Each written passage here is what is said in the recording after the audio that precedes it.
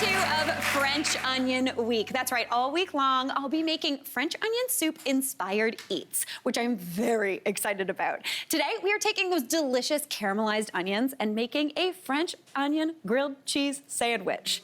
Listen, I love a soup and sandwich combo, especially for a lazy man soup and sandwich combo. The soup is in the sandwich.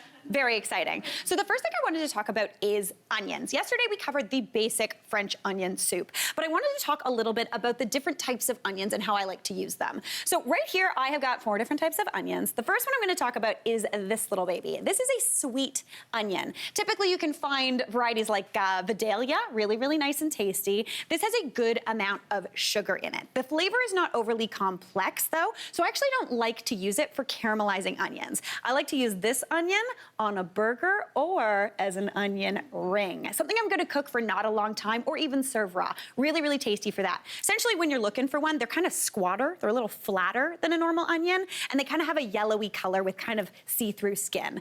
Now, moving on in the kind of world of onions. This is a classic white onion, also known as a Spanish onion. These little babies are really, really good for things like salsa. Something where you're gonna have raw, crunchy onion. It's got a little less sugar in it than that sweet onion, and the flavor is a little bit more complex. To be honest, again, I like using this in salsa. That's pretty much it, but most onions are kind of interchangeable. Now, another onion I like in salsa, if you're feeling it, a little bit of red onion. This baby also pickled. Oh my gosh. What an absolute delight that is. The only thing I don't like using a red onion for is caramelized onions because I don't like the color it turns. So for caramelized onions, like when you're making that French onion soup, I like to use this little baby. Now, this baby is a cooking onion, also known as a yellow onion, or if you're in like England, I think they're called brown onions, which honestly, makes sense. They're kind of brown.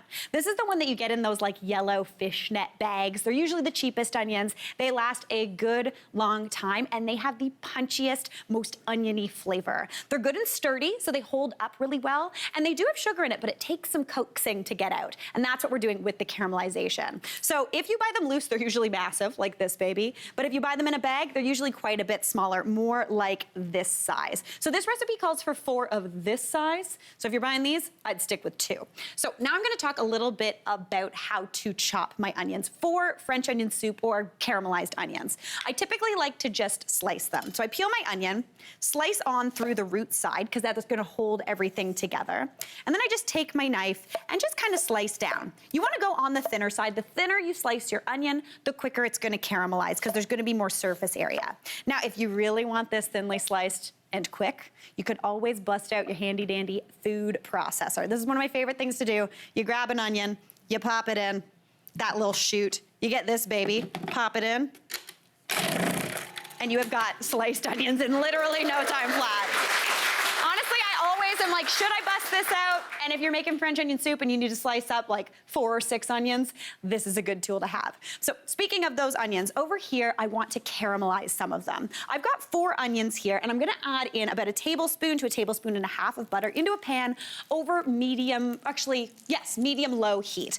Add in those 4 onions, and then I'm gonna season that up with some salt and pepper. You wanna add that salt because that's gonna help draw moisture out and actually help them caramelize even quicker and cook down.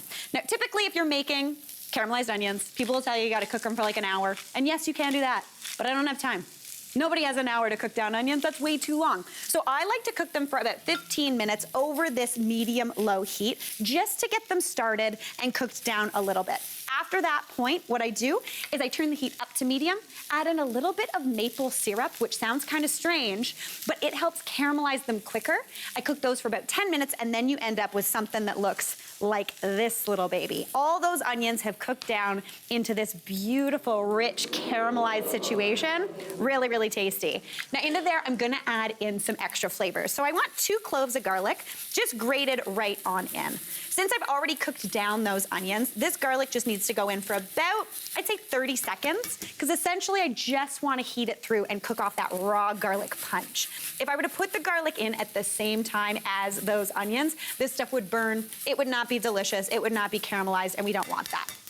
Now, for a kind of French vibe, I'm also tossing in some herb de Provence. So I want about a teaspoon of that. And herb de Provence is just a herb blend that's kind of French. It's got like lavender, rosemary, thyme, all things delicious in it. Add about a teaspoon of that on in. Give that a stir up. And then, just to bring everything together and get all those little stuck on bits off the bottom of the pan, I'm gonna toss in a tablespoon of some brandy, which I'm very excited about. Now, if you're a cocktail maker, that's half an ounce for any of those cocktail heads out there, but I'm just gonna add in a tablespoon. Typically when I'm making French onion soup, I also add in some wine, and that wine brings a ton of moisture and more flavor. But since I'm making this into a sandwich, I don't want it to be really like wet. I want it to be kind of jammy and cooked down. So those are looking beautiful. They smell amazing. If you didn't want to use brandy, you could use a little splash of wine, but why not? Brandy's amazing. So, love brandy. I'm gonna bring this on over and just assemble those sandwiches. So I've got that beautiful onion mixture all cooked down, and now I need to talk about some cheese. So you could use Swiss cheese, you could use cheddar cheese, but classic French onion soup demands Gruyere cheese. And Gruyere cheese is an Alpine cheese. It's really, really good. It's kind of nutty. It's kind of sort of a Swiss, but it doesn't have holes in it, so I don't know how that actually is a Swiss. Maybe it's from Switzerland? I don't know, I haven't looked this up. I gotta Google it, it'll be fine. So I just wanna grate some cheese, because I like the grated cheese. It helps kind of everything melt really nicely. So just grate enough to go on your sandwich. Oh my gosh, I'm very excited about that. I love cheese. Who doesn't love a grilled cheese? And then, right? Always good. Now, for my bread, I'm just using some sourdough. Now, you typically, again, just wanna use a little bit of butter on the outside. We are making French onion soup, so you know, go heavy on the butter. Just spread that on out, getting all those edges and corners. And then to build this baby, pop that cheese on. A little bit of that caramelized onion mixture goes right on top. And then you just sandwich that all together, pop some more butter on the top, cook that off in your little panini press or on your stove, and you end up with something that looks like that. Listen, she's a little smushed, but she looks delicious. Let's get that off of there. Oh my gosh, look at that cheese and onion. It looks like a tongue. Oh my gosh, I'm excited. All right, I'm gonna cut this baby in half. And if you're having French onion soup grilled cheese, you could for sure dunk this in ketchup like a classic grilled cheese. But for me, I like going for a little bit of Dijon mustard. That brings it into the next level. Give it a dunk. That was a big mustardy bite. Okay, let's do this. Ooh, that's a hot sandwich. Oh, but that's good.